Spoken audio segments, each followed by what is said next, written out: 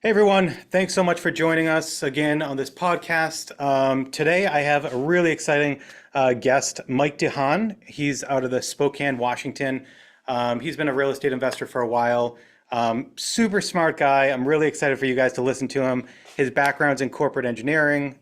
He does a bunch of buy and holds up in the Spokane, Washington area, and he also does rehabbing in 12 different markets around the country.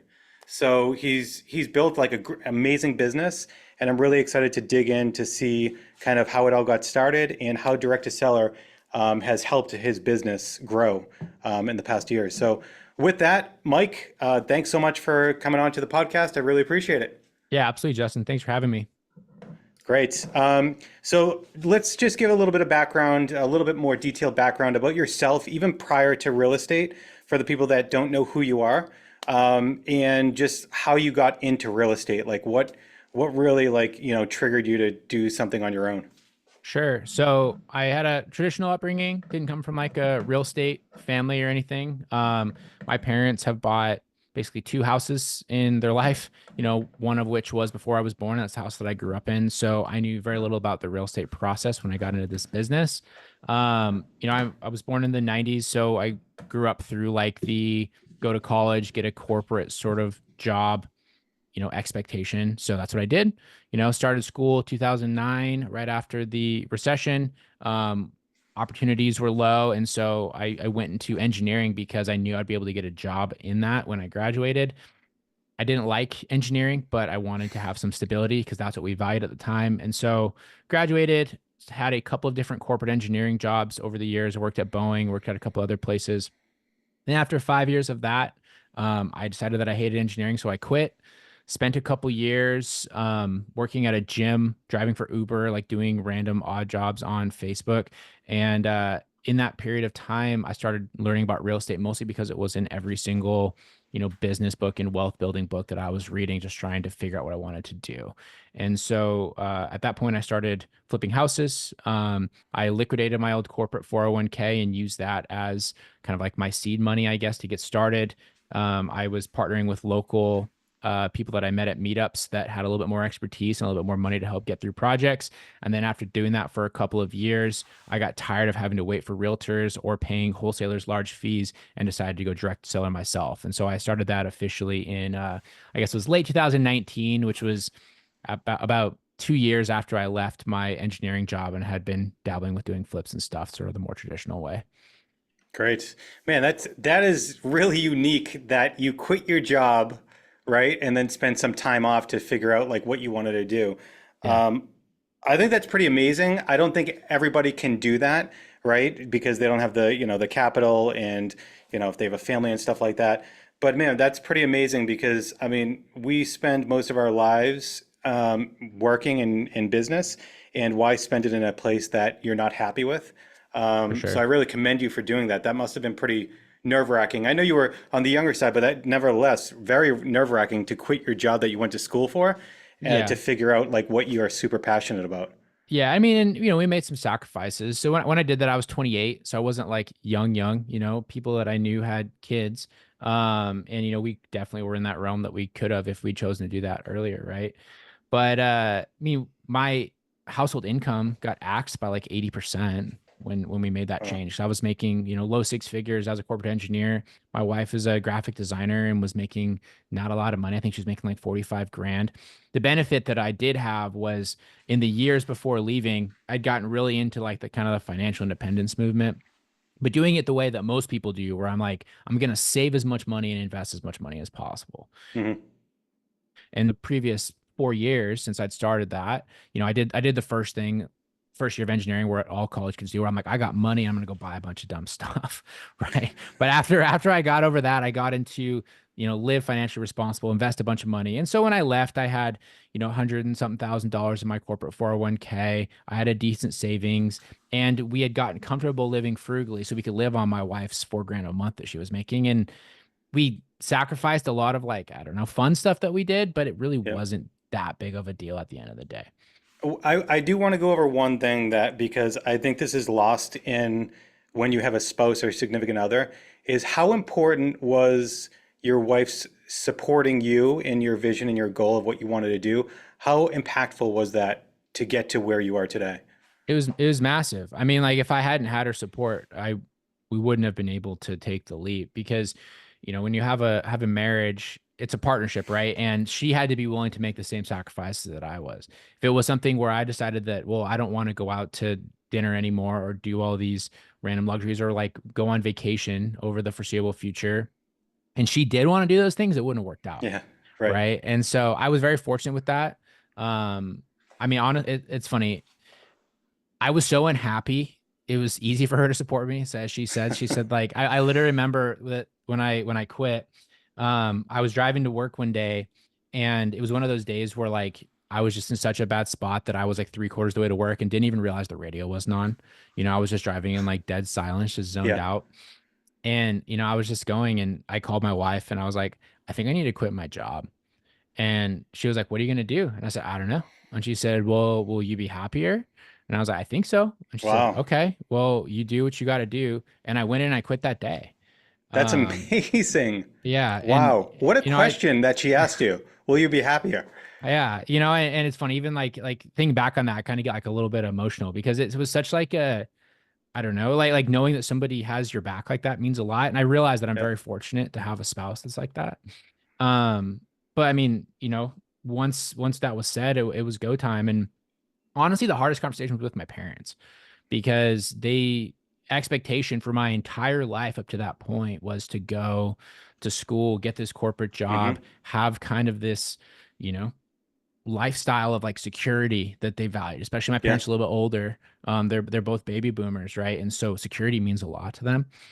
And to like have that conversation that everything that they were proud of, I was walking away from. Yeah. And not only that, but I didn't even know what I was gonna do was really, really hard. Yeah. And even like the little things, like my mom's like, well, what am I gonna tell people at spin class that you Right. do Yeah. now? Yeah. Right. And I'm That's like, no, true. Yeah. those things matter to them, Yep. And so Absolutely. that like they were very supportive as well. I was lucky, but I remember making that phone call and I was like sweating bullets, man. I was so nervous, but it all worked out. Yeah, yeah. I think it's really interesting because not a lot of people. I don't think a lot of people realize how important it is to have a supportive significant other and how much it does impact you. But I Hmm. know when I like it's very similar. Like I quit my job and I was making, I was in private equity and all that stuff, making good money. And I was like, I don't want to do this anymore. I want to do my own thing. And the support of my wife, if I didn't have that, there's no way that I would be here today. And I don't know about you, but our goal always was that, we're going to sacrifice our family time then Hmm. to look at the future and say, okay, in the future, we'll be able to spend more time together. We'll have a family. We'll spend more time with the family and all that. And that's kind of how I look at success. It's not really, the financial aspect is great, but it's more like success to me is my ability to spend time with the family and be a little bit more and be more free. Yeah. Yeah. I So it's love good that, to man. hear that, yeah, Yeah. you have a Yeah. very Good. similar. Yeah, good for you. I feel like that's such an underrated way to view stuff. And so regularly I meet people and they're so focused on like immediate family time and things like that, which I think is important. But like you said, if it's a short-term sacrifice for basically unlimited flexibility with that over the Yeah, next 5, 10, 15 years, that's definitely worth it to give up absolutely. a short span. So Yeah. Cool, man.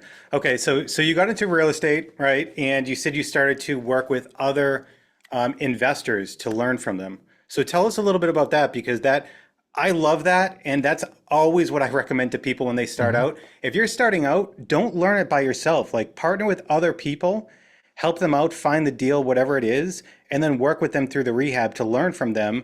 They make money, you get education and probably get some money too. I think that's the best way to learn. So, uh, talk us through like kind of why you went that way and how that helped you like really build up your knowledge base. Yeah, so I mean, I went that way primarily because I didn't have a huge amount of capital to start getting into these deals. Um, and also too, like, I don't know, I didn't even know what I didn't know. And the funny thing is like in hindsight, I partnered with this one couple specifically. They owned a plumbing company. And when it came to the real estate world, they actually didn't know that much more than I did, but they knew just like a little bit more.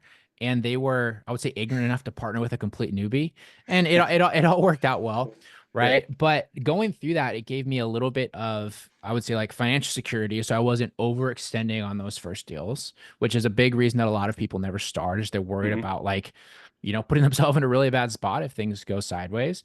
And it was mutually beneficial because they were busy running their business and I had a ton of time because I was coaching weightlifting classes and, I would drive for, Uber Eats around like dinner time. But the rest of the day, I could just go out to the house. I could manage contractors. I could do some of the work.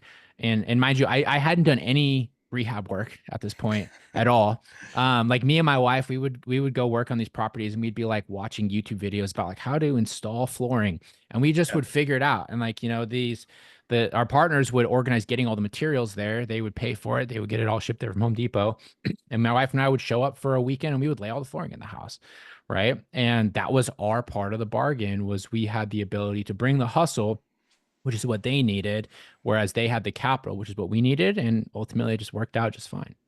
Yeah, and you said something that a couple of other podcast guests have mentioned, that the ability to just get shit done and just focus on what happened, what do I need to do next, instead of like, all right, I got to figure out everything that I have to do, because I think a lot of people, they stunt their growth or never get started because they're like, oh my God, it's so overwhelming that I have Yeah. to learn all this before I do anything, and it's just like, okay, just focus on what you need to do next, whatever Mhm. that is, learn it and just execute, just get it done.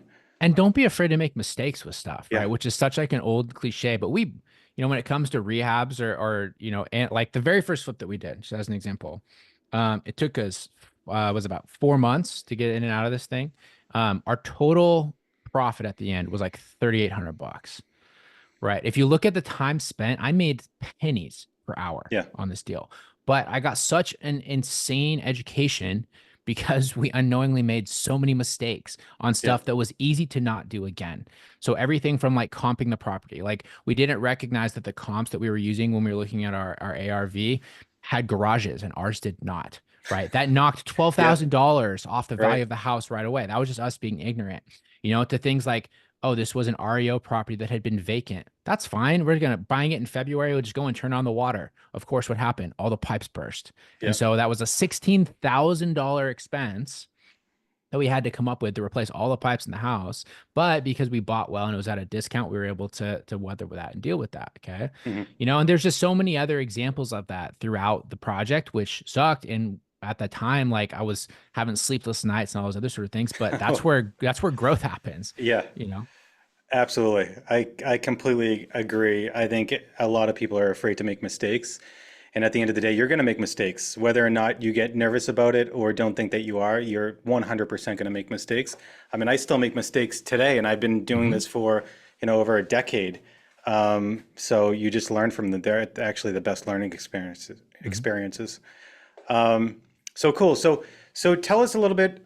You started working with this couple. You started doing some rehabs, and then when did you start to either branch out on your own, or when did you start to do direct to seller? Was that during the time that you were partnering with this couple?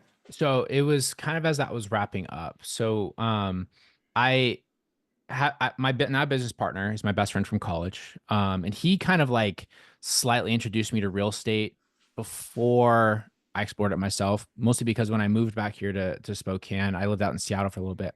I stayed in a rental property. It was his first purchase, that he was rehabbing to basically turn into a student rental, which is in one of the colleges here. And our trade-off was that I would live there for cheap as long as he was allowed to work on the property. Basically, I covered some of his mortgage and, he didn't have to carry the cost and I didn't have to go and like sign a lease since I was looking to buy a house out here. Mm, And so that kind of gave me the initial, I would say, introduction. And my goal was always to sort of like start doing deals with him. Doing deals with friends is fun. We kind of had similar ambitions, things like that. But early on, he didn't want to like get into flipping and all that sort of stuff. So I was partnering with this other group, this other couple. And so I had several flips going with this other couple and they were going fine. Me and my now business partner decided to go direct to seller because he decided he wanted to build it into a business. And these people that I was working with just wanted to keep flipping like a couple houses a year. And so okay. we had a difference in sort of directions. So that partnership ultimately kind of wound down and I spun up my new one with my now business partner, who was my best friend from How are you school. finding the deals with the couple? Were they all on market deals? So yeah, so they were either like REOs, because you could Okay. find REOs back then, which are like bank owned Yep. properties, which if you've gotten into real estate in the last couple of years, you've probably never even heard that term before because they have been gone for a long time. But or we would buy from wholesalers. Got it. Okay.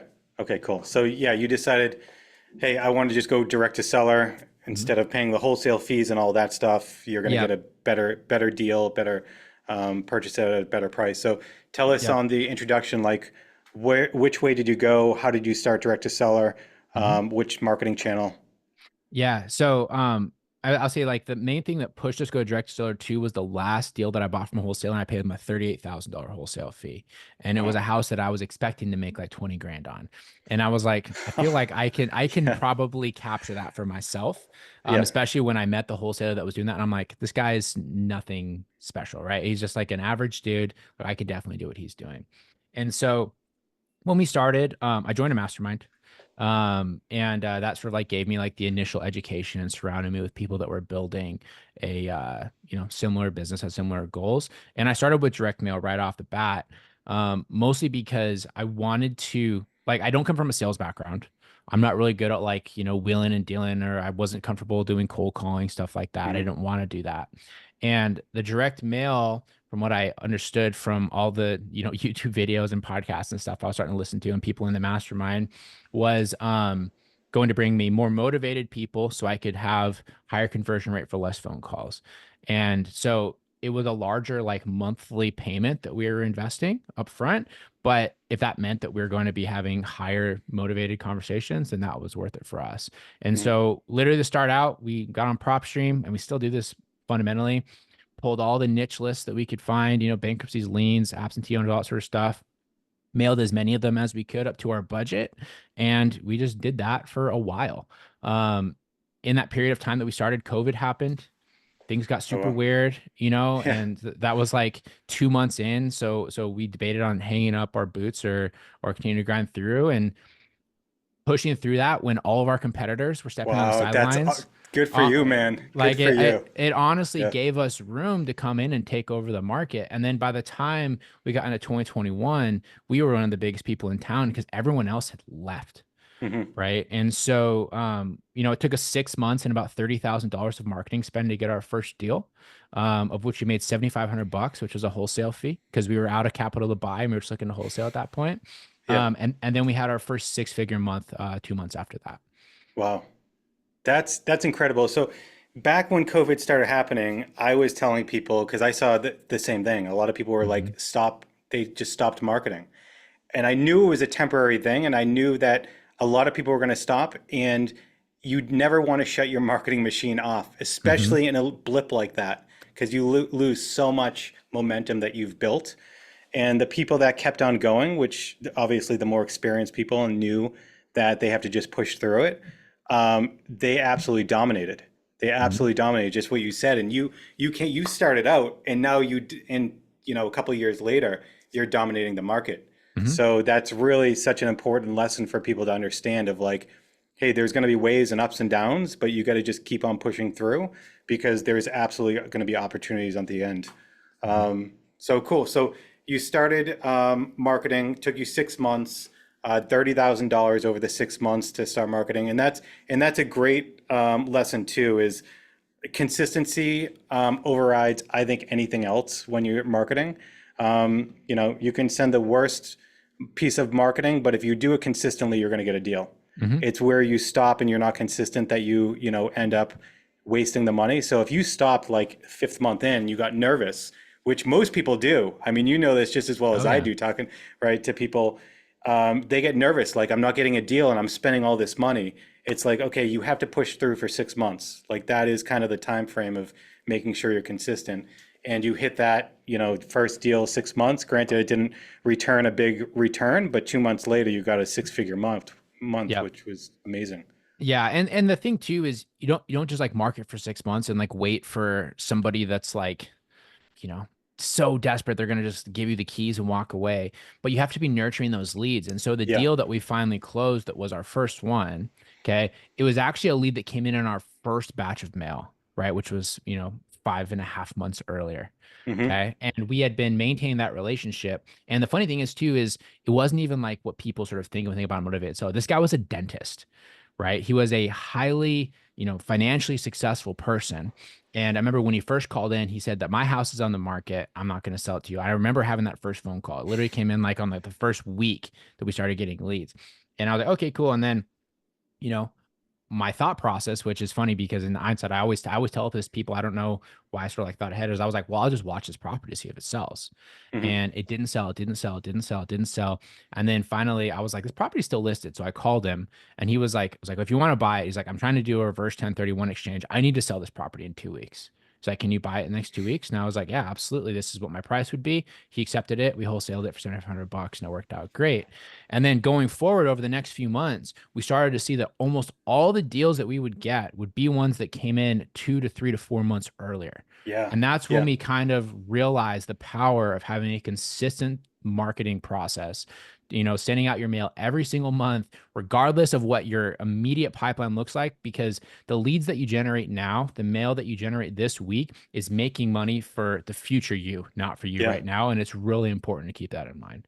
That dude, I love that. Love that. That is literally why, direct mail, you build momentum. And any Hmm. marketing that you do, as long as you're consistent, you're building momentum for the future. So if you stopped and cut off marketing today, you're probably not going to get affected until like 2 to 3 months from now, Hmm. because a lot of your deals are coming from, like you said, the nurturing part. So yeah, it's amazing that you learned that right off the bat, Yeah. because I don't think a lot of people see that. And most people, when they're starting out that I've seen, they'll be like a one-man show. They'll get a deal and then they'll slow down or stop marketing Hmm. because they're like, oh, I can't keep up with it. And that's like the worst thing that you could possibly do, because you just killed your marketing machine, your deal flow, and you spent all that money to build it, and now you cut it off. Now you got to build that again later. So it's going to take you more money to start getting the deals rolled in. When if you just were consistent, it would have probably taken you less money to get more deals through that long run. Yeah, exactly. And maybe we were just like ignorant but determined. I don't know, but we never even really considered. And I can confidently say that since we started, we sent our first batch of mail. It was January of 2020. Okay, that's when we decided we were going to do this. We have not missed a month since then. As of July 2024, right? It has been, so many years and we have not missed a mailing batch in that period of time. And the funny thing is when we would get busy, it was exactly like you were talking about, is like we're following up with leads and all sort of stuff. We would keep trying the leads and we would just kind of put them in the bin, right? We put them in like the lead snowball and keep building it out because Hmm. we knew that when things slowed down, we could eventually go back Yeah. and start like working those again. And then that's honestly where our biggest aha moment came, is when we brought on our first sales rep, which we didn't have money to hire this person. People always want to know, like, how Yes. did you afford this first Yeah. person that you hired? Literally, I went to this in-person mastermind for the group that I was in, and the guy that we were working with is, he looked at our CRM, and we were trying to figure out why we weren't closing more deals. And he was like, honestly, bro, I was like, I think you just suck at sales. He's like, you either need to get better at sales, you need to find someone that's better. And so I got home, talked to my business partner. I was like, we need to hire a salesperson. And he's like, well, we have $3,000 in the business bank account. How are we going to pay them? Like, well, we'll put them on a monthly pay and they got commission. And if they don't close any deals in their first month, we're going to have a really awkward conversation and we'll just figure that out. And Yeah. so we listed this, we put up this job listing. We hired this gal to come and be our first acquisition manager. And she didn't even have real estate experience. She had What was her back? experience. Yeah. Yeah, her background was working as a bartender and she worked at a farmer's market and she had like a kettle corn stand. Okay. And so it was like consumer based Yeah. sales. And we hired her literally because we were looking at the hot leads that we had. And we were like, we had like a divorce lady, we had like a widow, we had some older people. And we were like, I feel like this person in the kitchen talking to them about their situation would probably do really well.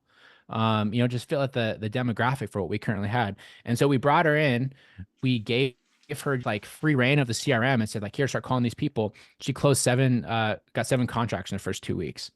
That's Um, and, incredible. and that's when everything Wow. changed. That was our first 6-figure month right there.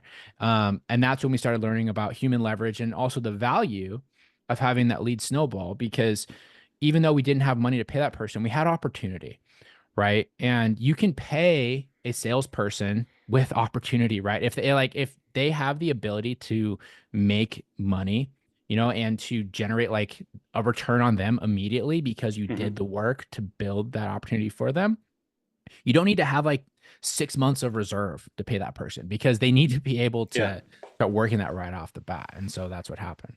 Yeah. Yeah, I'm glad you brought that up because a lot of people do they don't know how to hire their first or when to hire their first person. They think they need to have so much money in the bank account, so they're delaying the opportunity cost of like hiring somebody and they have to fill that role still and they might not be doing it as well. Like you mentioned, you weren't the best salesperson, so bringing somebody in, closing 7 contracts in the first 2 weeks, that's amazing. That is Yeah. absolutely amazing. And those are all leads that were already in the system, Yeah. right? That we were neglecting because we were managing, a flip that we had just bought. We were trying to network and build out our pipeline, of buyers and all these sort of things. And so she just came in and just worked everything that was already there and just showed how neglectful we were actually being when she was able to be successful and we weren't. That's great. And so when did you hire her? So you started in January 2020. Yep. When did you hire her to come in and It was the um, end of September end of of September? 2020. Yeah. And And had then you scaled up from that point on? So basically September, you spent 30 grand the first 6 months. So by, June, July, you had yeah, spent 30,000. So yeah. So basically, our total timeline, we started in January. We got our first signing in May. mhm. And so when that closed was in June, we had been consistently spending 5 grand a month up to that point. So like 30 grand in the whole. Closed the first deal in June for 7,500. July, I think we got two. We got like a 10 and like a 13. August, I think we got two. We got like another 13, and then we got our first big deal, which is a $28,000 fee. Oh, And okay. then that's when we were getting into, yeah, like August. And then as we were getting into September, we were pulling a big goose egg going out through September, and we brought her on at the end of the month. And then October she came and I think she snagged 7 in the first 2 weeks. I mean, I think we ended up signing 9, which Oh, closed over the next few that is months. incredible. Yeah. That's awesome, man. That must have Yeah. felt absolutely amazing. Yeah, yeah, it was wild. Like it's Yeah. funny. Like there's two periods of time where I would say my perspective on what life can look like changed. From a financial stance, and that was one of them that like always just sticks with me because I also turned 30 in October of that year, and my birthday is October 31st. So it was at the very end of the year, and all these deals were closing out like October 31st was a Friday. They were all closing out like on that day. And like my wife had brought my parents out. We had this cabin up here in North Idaho. We were spending the weekend at because it was, COVID. We were keeping it low key. Technically weren't even supposed to have like family and stuff visiting then. Um, and I'm literally like at this cabin and I'm watching all this money come into our account because all these deals are closing. And I'm like, we just made like $110,000 in like a month. That's what I used to make in a year. Yeah. We did it in a Yeah. month, and that completely changed my worldview on what was financially possible. That it's so funny that you had that moment because I specifically remember the same exact moment when that happened to me when I quit Mhm. my full-time job and it was the summer, it was June. And I was working in the basement, that's where my office was. And I remember I just closed a bunch of deals to make more than I would have made the whole year at my day job. And I grabbed a beer and I walked out to we have a fire pit in the backyard. And I walked back out there and my wife and I were talking. I was like, holy shit, I cannot believe that, this risk that we took, it's paid off within Mhm. like 3 to 4 months. It's absolutely amazing. It's That's like, awesome. yeah, it was really cool. So great to hear that you had the same experience in that moment where it just was like, oh my God, this was the best decision I've ever made. Yeah, it was very So cool. yeah, that's great. So you brought her on, you were doing the marketing. So tell me a little bit more. Have you gotten into any other marketing channels from there? Mhm. Is direct mail still your number one marketing channel? And have you grown? Have you scaled up with the marketing from there? And kind of tell us a little bit about like, the deals that you're doing now. Yeah, so direct mail is still our core marketing. In 2023, I think it was 78% of our deals. What did we do? 200 something. And I get our full number. It's on our CRM somewhere. But that 78% of those were from direct mail. The other stuff we do is outbound. cold calling, SMS, and then we Hmm. do some very general brand online marketing, so PPC and that sort of stuff. But that's mostly retargeting. Honestly, like our marketing funnel is like the most like unsexy thing ever, dude. Like we do mass mail marketing to the niche list. We have a 6 month cycle that we've kind of tested out of these different marketing pieces that we use. So we use the ROS letters. So you guys offer on months 1 and 4, and then we do a handwritten letter in a white envelope on months 2 and 5, and then on months 3 and 6 we do a branded postcard that kind of looks like what a realtor would send. Hmm. And we just do that over and over and over again. And our version of Scale has been standing out in these different markets. So we currently spend across the dozen different markets between $80,000 to $100,000 a month on mail, just kind of depending on where we're at in the different cycles. And honestly, our model is we target the low hanging fruit in every market. And so in each market, we'll do 1 to 3 deals a month on average. And so we moved away from trying to build out like the really strong local brand that's trying to carve off a smaller and smaller piece with every single Hmm. dollar you're spending. And we just go for mass area, right? Lower volume per area. But what that allows us to do is it allows us to hedge any like local risk in these markets, right? Yep. So if you have one that's economy turns upside down, you have one that the buyer pools dry up, you have one that there's like a hurricane or something weird happens, right? It doesn't really matter because we have 11 other markets that we're generating revenue.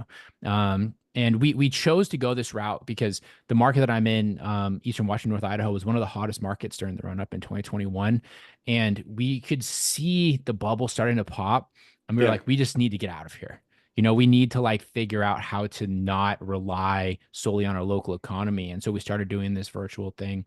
And sure enough, it worked out great because through 2022 and early 2023, the market here absolutely exploded and all of our, absolutely collapsed and all of our competition basically went out of business. But we were able to Wow. get through because we had expanded into into these different markets.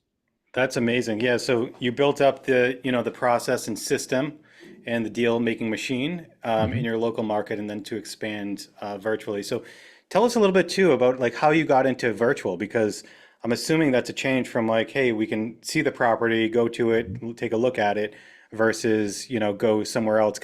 Because when you started too, it sounded like you were wholesaling, the first few deals, Mhm. or in the beginning you were wholesaling on your own, and when you hire the woman for acquisitions manager, but now you still doing wholesaling, or you moved to more rehabbing and buy and hold? Yeah, so the vast majority of our deals are wholesale. Okay. So I did a ton of buy and hold through late 2020 and 2021. I built up a little portfolio up here that at its peak was about 54 units. We've sold off a lot of them in the past year just as our return on equity was dropping. So I think I'm at Hmm. 28 units now. Um, but with our virtual stuff, it's almost exclusively wholesaling with an occasional wholesale, Got things it. like that, just Yeah. depending on what the deals look like. And how we started with that is I mean, going back to the very, very beginning, I was talking about when flipping houses. I wasn't afraid to make mistakes. And so literally we looked at different like markets that were similar size to Spokane. And we figured that those were good markets that we could probably come in and establish a little foothold. And so the first market we chose was Knoxville, Tennessee. We started generating leads and we were like, cool, leads are coming in, having conversations. How are you going to look at these houses? I have no idea. So we would just go on Facebook and we would try to find like a realtor or something to go look at these houses. Well, that's a pain in the butt. What do tried all these different things. Ultimately, we ended up learning that we could send notaries out to look at these houses. You can order a notary for like $30, $50. They're trustworthy. They're a neutral party. You give them a list of all of the photos you need, send them out. They take the photos. They're also comfortable getting a contract signed if they need Interesting. to. I've Right. never heard that before. Yeah. So there's a lot. Notary Cafe is a site you can just go and order a notary to do whatever. It's like a task rabbit for neutral Wow. parties. And so we do that in a lot of markets. And then as we continue to grow that, we would run into problems with disposition. So finding buyers because it's hard to know neighborhoods if you don't like have some sort of personal connection there. Yeah. Also, too, if you're in these smaller markets, the 400,000 people and below, people are very territorial to an outside business coming in and starting Hmm. to take some of your market share. And so we started getting these strategic partners that we stand up in these different markets, and basically their role is they are our boots on the ground And we basically just do JVs with all of them. And so we do all the heavy lifting, we do the marketing, the acquisitions, everything else. They are our local JV partner, and then we will either sell deals to them directly or we will split deals with them, just sort of depending on whatever we establish when we start up. And so we have a couple markets that we do the entire process. We have quite a few more that we do this partnership style, and it allows us to be focusing on what we're good at, which is generating leads and Yeah. closing deals. Yeah. Awesome. And are most of those people like real estate agents, or are they just anybody that? It depends. Like we have some that are agents. I like most of them. So I'm in this other entrepreneurial group. It's called GoBundance. Like a lot of real estate guys are in it. Mhm. We'll get a lot of guys from that because they're established entrepreneurs that kind of know what it looks like to hustle and get stuff done.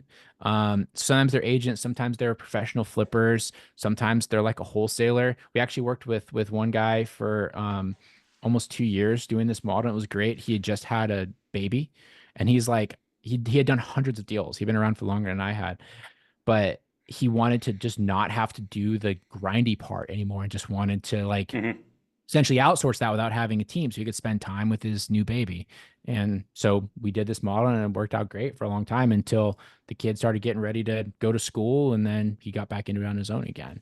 So it varies a lot. Yeah. Okay. That's cool. Yeah. It really goes to show how powerful it is to have a very strong deal pipeline. Yeah. Like to me, that's one of the most important things as a real estate investor is having a strong deal pipeline because you have so many opportunities. Like you said before, the opportunities that you come into, you have so many more opportunities to do things and how to make money with it. Yeah. And other people that don't know how to go direct to seller or build that pipeline, they really have to rely on other people. And I know when I started, that was the scariest thing for me is like I never wanted to rely on anybody for the success of my business. Hmm. So that's one of the reasons I went direct to seller myself is because I knew I had to get really good at it Yep. to create those opportunities. Yeah, that's awesome. I mean, it's like every business, right? The core of any business is marketing and sales. If you Mhm. don't have leads and you don't have a way to convert those leads to money, then you don't really have a business, Yeah. Yeah. right? Like you can be an investor that like networks and does all those sort of things, but you can only network so much. Like the thing with running mass marketing, especially with direct mail, and this is why I love direct mail is it takes the same amount of time, honestly, to get in front of 50,000 people as it does to get in front of 500. It's just a Mhm. larger list size. The Yep. process of going and placing the order and doing everything else is exactly the same. Then obviously when the leads come in, it's more work. But the actual upfront work to like get that ball rolling is Mhm. exactly the same. Yeah. Completely agree with that. Just last couple of questions. What do you have? Do you have any suggestions or advice for people getting started either in real estate or direct to seller marketing? Yeah. I like the biggest piece of advice I always give people is to learn sales, honestly. Like that was one of the biggest challenges that I had when I started was I just wasn't good at the sales process either with sellers or with other investors, right? It is Hmm. especially real estate investing, if you're going to be on like the residential direct to seller side, it is a hustle business, right? The people that can talk fast, do their words, like get people to trust them and work with them will always do the best. And the perfect example of this was when we were launching, there was one other company that was also fully committed and was starting to take over the market. They were our competitors. Now he's actually one of our he's our third partner in like our collecting keys business, Oh, our wow. larger Yeah. business. We sort of like merged over the years. But like it was him and his sister. They crushed. Like they made I think like $600,000 their first year, and Wow. we would do deals with them, and they didn't even know how to comp. They didn't know how to like analyze rehabs. They didn't know how to do anything, but they were the kings of getting people to trust them and want to work with them on their transactions. And so when you're early on, if you're not somebody that's good at sales, learn to get good at yourself, hire a sales coach, learn to do all that. If you don't want to or you're not willing to do it, then find a partner or a team member that is, because that will Mhm. 100% be what leads you, makes you successful early on. Yeah, I agree. And your ability to convert faster Hmm. is because I know when I started, I probably lost a dozen deals because I Oh, just didn't easy. know how to spot an opportunity, what to say, how to negotiate, anything like that. And it took me a lot longer to build my pipeline because I had to gain those skills. But Hmm. yeah, it's super important. Last question I have for you is how can people get a hold of you if they have any questions or want to learn more about what you do? Yeah, so to get me directly, the easiest on Instagram, just at Mike_invests. And then if you want to hear any more about like my business or what specifically we do, or you want to learn to build your business a little bit better, I have my own podcast called the Collecting Keys Podcast. It's a real estate operator focused show. So we get pretty in the weeds into how to actually build a pipeline and how to scale the business. And so if you're like a newbie, I don't know, you got bigger pockets, you got stuff like that. But if you're looking to try and like grow something bigger, check out Collecting Keys for sure. Excellent. All right, Mike. Well, thank you so much. I appreciate your time. This was a great information. Really amazing to hear how you've grown your business and what you've done. So thanks for taking some time and jumping on the podcast. Awesome. Appreciate it, Justin. Thanks.